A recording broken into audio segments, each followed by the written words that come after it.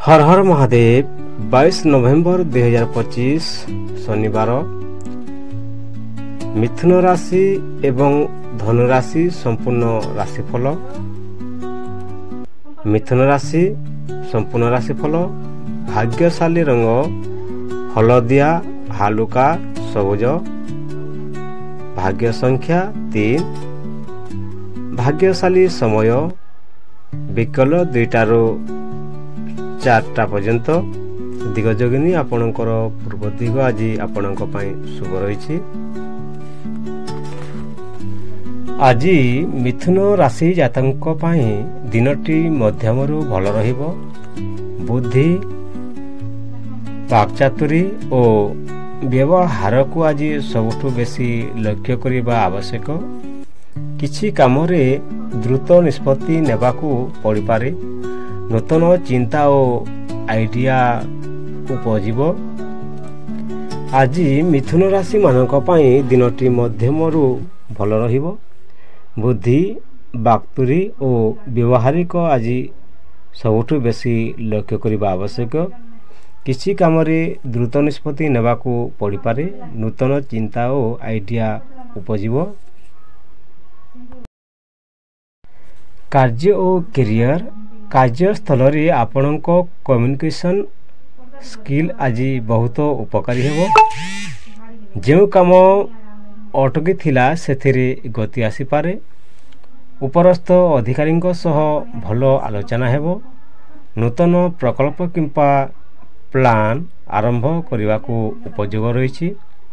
कार्य और कैरियर कार्यस्थल रे आपणक कम्युनिकेशन स्किल आज बहुत उपकारी हेबो। जो काम अटकी थिला सेथिरे गति आसी पारे। उपरस्थ अधिकारी सह भल आलोचना हेबो। नूतन प्रकल्प किंबा प्लान आरंभ करने को उपयोगी हेबो।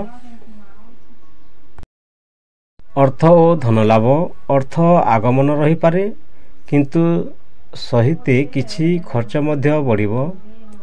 व्यवसाय रे नुआ चांस मिली पारे। अनावश्यक खर्चरू दूरेइबा भल। अर्थ और धन लाभ अर्थ आगमन रही पारे किंतु सहित किछि खर्च मध्य बढ़िबो। व्यवसाय रे नुआ चांस मिली पारे। अनावश्यक खर्चरू दूरेइबा भल रहिबो। प्रेम और संपर्क प्रेमिक और प्रेमिका सह संपर्क मधुर रहिबो। दाम्पत्य जीवन रे किछि छोट विवाद हेले मध्य आलोचना रे समाधान हेबो।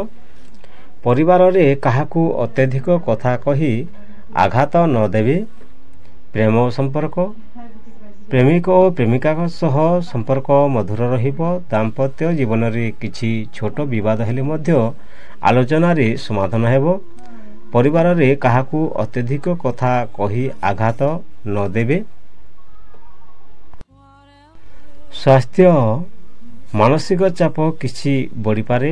माइग्रेन आँखि क्लांति किंबा स्ट्रेस हेबार संभावना रही। हालुका व्यायाम और पानी अधिक पीवा लाभकारी हेबो। प्रतिकार गणेश को दूध और अक्षत अर्पण करंतु। एहा आपणक कार्य रे सुफल आनिबो और मनर चाप कमाइबो।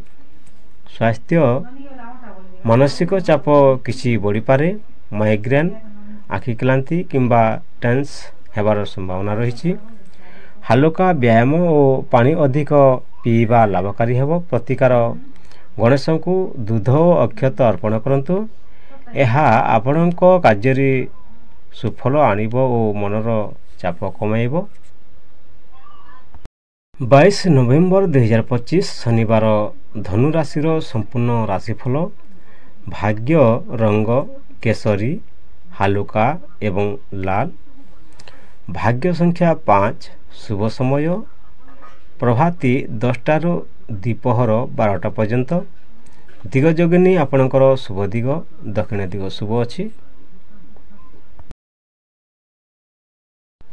आज धनुराशि जातकଙ୍କ ପାଇଁ दिनटी आशाजनक रहिबो। आत्मविश्वास बढ़िबो। नूतन काम पाई उत्साह जागिबो। जो कामरे दीर्घ दिन धरी अटकी थिले सेथिरे उन्नति देखिबे। କାହାର ପ୍ରେରଣାରେ କାମର ଗତି ବଢ଼ିପାରେ। ଆଜି ଧନୁରାଶି ଜାତକଙ୍କ ପାଇଁ ଦିନଟି ଆଶାଜନକ ରହିବ। ଆତ୍ମବିଶ୍ୱାସ ବଢ଼ିବ। ନୂତନ କାମ ପାଇଁ ଉତ୍ସାହ ଜାଗିବ। ଯେଉଁ କାମରେ ଦୀର୍ଘଦିନ ଧରି ଅଟକିଥିଲେ ସେଥିରେ ଉନ୍ନତି ଦେଖିବେ। କାହାର ପ୍ରେରଣାରେ କାମର ଗତି ବଢ଼ିପାରେ। କାର୍ଯ୍ୟ ଓ କ୍ୟାରିୟର ନୂତନ ପ୍ରକଳ୍ପ ଆରମ୍ଭ କରିବାକୁ ଭଲ ଦିନ। ଉପରସ୍ଥ ଅଧିକାରୀଙ୍କ ସହ ଭେଟ ଲାଭଦାୟକ ହେବ। ଜଣେ ପୁରୁଣା ପରିଚିତ କାମରେ ସହଯୋଗ କରିପାରେ। ନିଜ ଦକ୍ଷତା ଦ୍ୱାରା ଆଜି ସମସ୍ୟା ସମାଧାନ କରିବେ।